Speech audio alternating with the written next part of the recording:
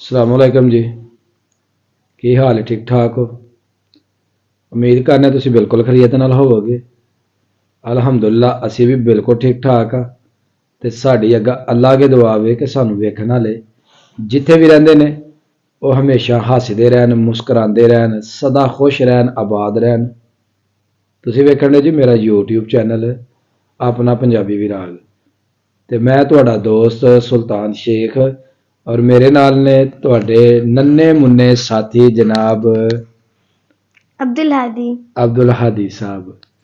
ते अज जी काफ़ी दिनों तो बाद अब्दुल हादी साहब जा रहे ने स्कूल ते अब्दुल हादी साहब और दीगर जिन्ने भी बच्चे ने ना सारे सुस्ती का शिकार ने कि काफ़ी दिनों तो बाद स्कूल लगन है। तकरीबन 20-22 दिन तो बाद स्कूल लगन दिया। छुट्टियां बच्चों नूं होईयां सन 16 तरीक नूं ते अज जी तारीख है 10 और तकरीबन 13 ते 10 3 छुट्टियां जनाब बच्चे घर स्पेंड करके ते जाणगे स्कूल। ते हादी साहब नूं कहा कि जनाब तुहां अच्छी तरह तैयार हो के जाना, साफ सुथरे तैयार हो के जाना और दिल लगा के पढ़ाई करनी है कि जिसमें मैं रेगुलर जा रहा। तो हादी साहब सुनाओ स्कूल अज जाना है तो तैयारी हुई है कि नहीं? हो गई है सारी। कितने की तैयारी की थी? हमने कल के कर लिया तैयारी। क्या क्या किया तैयारी में? मैंने शूज पॉलिश किए, कपड़े जो हैं वो भी प्रेस कर लिए और जो उनसे दूसरे सामान थे बैग स्कूल की चीजें वो भी समेट लिए मुकम्मल तौर पे। ते स्कूल जाने की सूरत हाल है। ठंड बाहर बड़ी है जी, अपने बच्चों को भेजना है तो ठंड तो महफूज करके अच्छी तरह टोपियां पहना के जैकटा पहना के नीचे उनके अपना पजामे वगैरह और जुराबा जरा मोटियां होन ते स्कूल वाले भी जड़े ने ना वो बच्चों को अच्छे तरीके नाल वेलकम करन, बच्चों के नाल बड़ा ही जड़ा ना मशफ़ाना रवैया जड़ा ना प्यार भरा रवैया जड़ा ना वो अख्तियार करना क्योंकि ठंड जड़ी है वो बहुत ज़्यादा है। ये सर्दी की शदीद लहर है तो सूरज साहब जड़े ने जनाब वो है 2023 जड़े ने ना वो फसे ने उत्थे हिसाब किताब देने ने तो फिर उन्होंने क्लीन चिट मिलनी है तो 2024 उन्हें दाखिल होना है क्योंकि अजे तक सूरज की जी ना जो का नवा साल चढ़ा सूरज की किरण नहीं असा अजे तक वेखी। अल्लाह पाक साढ़े सब दे नाल मेहरबानियां फरमाए, अल्लाह अपनी रहमतां फरमाए तो साढ़े वास्ते मौसम नूं जिहड़ा ना वो खूबसूरत बनाए। तो जो कुछ भी अल्लाह करदा अल्लाह बड़ा ही अच्छा करदा क्योंकि बड़ा गफूर और रहीम है। तो अगर घर बच्चे तुसीं घर रहिंदे हो तो घर दे विच भी रहन दा तरीकाकार है ये कि बड़े ही अच्छे तरीके नाल रहा जाए, वालिदैन दी गल जिहड़ी ना कहना वो मन्निया जाए। तो हादी साहब चलिए जनाब हुण तैयारी करिए जी।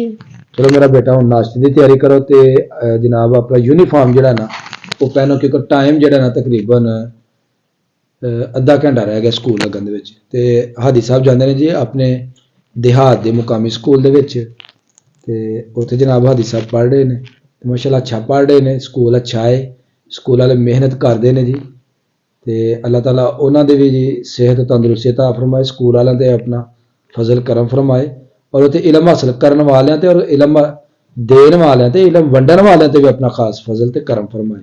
तो चलो जी हुण हादी साहब उठो तो तैयारी करिए। हादी साहब जनाब इस वेले बैठे ने अपनी आपी दे नाल ते आपी अपनी नूं कह रहा है कि तुसीं भी उठो तो तैयारी करो अपने कॉलेज जान दी। चलो बच्चों उठो बेटा जल्दी करो, उठो उठो शाबाश, काफ़ी तुसीं लेट हो गए हो। चलो मिसबा बेटा उठो उठो मेरे बच्चे, चलो शाबाश। इधर जी हादी साहब कर रहे ने अपने स्कूल की तैयारी ते माशाअल्लाह शूज पहन ने, शूज जोड़े ने पॉलिश किए हुए ने ते हुण जनाब हुण पहन रहे ने ग्लव्स। हाँ जी हादी साहब ग्लव्स कैसे ने? बहुत सॉफ्ट और जो नरम वो है और साथ में जो गर्माइश ज्यादा करते हैं। जबरदस्त है ना?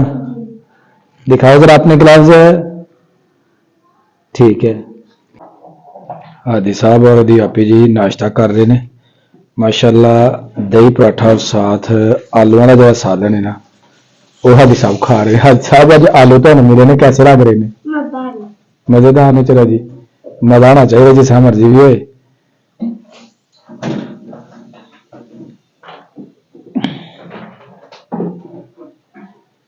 शाबाश शाबाश स्पीड मार लो, टाइम बिल्कुल थोड़ा रह गया जी। आज पहला दिन है तो कैसा महसूस हो रहा है? बहुत अच्छा फील हो रहा है मुझे। चलो जी तो पता लगेगा जो तुम स्कूल जाओगे तो की सूरत हाल है अज के दिन की, वापस आओगे तो जनाब तुहाडे को पूछा जाएगा कि कैसा रहा तुहाडा अज का दिन।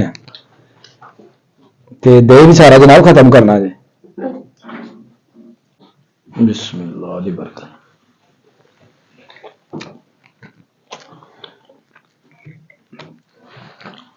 हादी साहब ने जी नाश्ता कर लिया ते हादी साहब हुण खान मसरूफ ने दही खान दे विच, ते असीं भी जे बच्चों के नाल ही नाश्ता कर लैंदे आ। तो सोचा नाश्ता करिए तो फिर अपने जो रूटीन के काम ने वो सारा अंजाम देइए। सुबह का नाश्ता जिन्ना मर्जी तगड़ा हो तो हजम हो जाता है। और स्कूल जो बच्चे जाते हैं उन्होंने मेरा पैगाम है कि सुबह अच्छा नाश्ता करके जाया करो। जो दुकानों के पापड़ ने गंदियां चीज़ां ने इन्हों तो परहेज कराया करो। अच्छी चीज़ां दुकानों तो लैके खाया करो। तो घरों नाश्ता जो बेहतरीन करके जाया करो।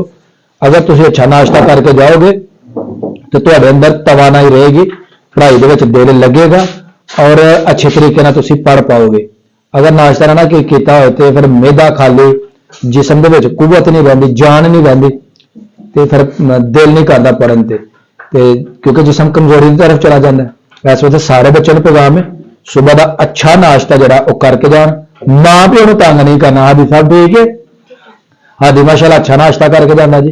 दूसरे बच्चों को मेरा खसूसी पैगाम है कि बच्चों नाश्ता जरा ना वो अच्छा करके जाया करो। कम अज कम 1-1.5 रोटी जी है ना ऐसो ज्यादा जो खा सकते सुबह जरूर खा के जान करना। तो दूजे तीजे चीज़ों से ब्रैड या अंडा शंडा या चाय रस यह तो गुजारा नहीं करके जाना। ये जिसम को ताकत नहीं मिलनी, कोई ताकत मिलनी तो रोटी के नाल मिलनी। अलहमदुल्ला जी नाश्ता सा कर लिया तो हुण तैयारी हादी साहब की स्कूल जाने की। असीं जनाब उन्होंने हुण स्कूल करने रवाना। हादी चला गया स्कूल। ठंड बड़ी है जी, अपने आप में महफूज रखना है, अपने बच्चों को महफूज रखना है तो सर्दी को रहना बच के। ते हादी चला गया जी स्कूल। तो वो स्कूल जाने तो बाद साड़ी वीडियो हो गई है अलहमदुल्ला मुकम्मल। अगर मेरी वीडियो लगे चंगी तो मेरी वीडियो ने एक लाइक कर देना। तो जो दोस्त मेरे चैनल पर नए ने वो जल्दी जल्दी मेरे चैनल को सबसक्राइब कर दो ताकि आने वाली वीडियो का नोटिफिकेशन तुम्हें बर वक्त मिलता रहे। मैनू दो इजाजत, हमेशा हंसते रहो, वसदे रहो, खुश रहो, आबाद रहो। अल्लाह हाफिज।